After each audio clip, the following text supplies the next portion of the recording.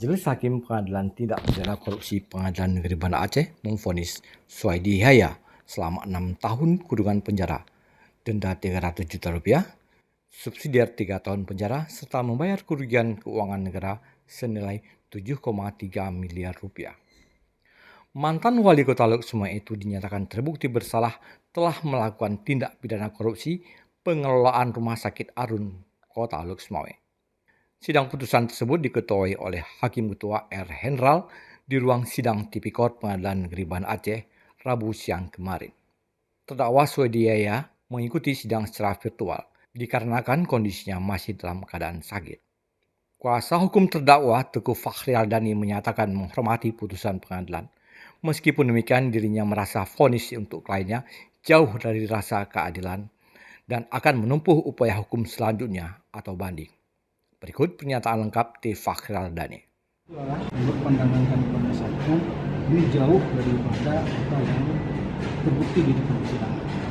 Jadi hal-hal tentang penyalahgunaan kewenangan dalam hal ini dilakukan oleh Pak Suwaidi Yahya, bagi kami itu sangat secara hukum belum terbukti.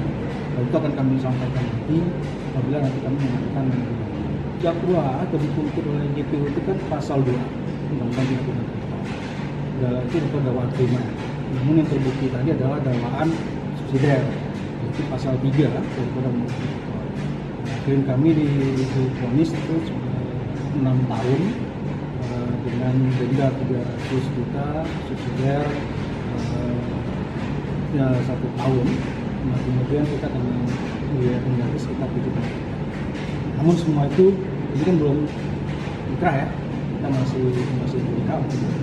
Mudah-mudahan lah upaya hukum yang akan kami lakukan disampaikan keadilan. Yang pasti rumah sakit itu berdiri, dinikmati oleh masyarakat, dan tidak 1% pun dari uang negara yang dinikmati oleh kita. Sementara itu, Teguh Muhammad Ibrahim Kausar selaku kuasa hukum Haryadi yang merupakan mantan Direktur Utama Rumah Sakit Arun mengatakan sidang pembacaan putusan terhadap kliennya ditunda hingga tanggal 29 Januari 2024 mendatang. Penundaan tersebut lantaran putusan perkara terhadap kliennya sedang dalam tahap penyusunan.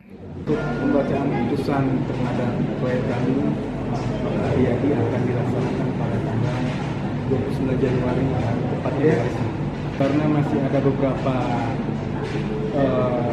pertimbangan yang akan masih dalam tahapan susunan oleh majelis. Dari Banda Aceh, Lala Nurmala melaporkan untuk Puja TV Aceh.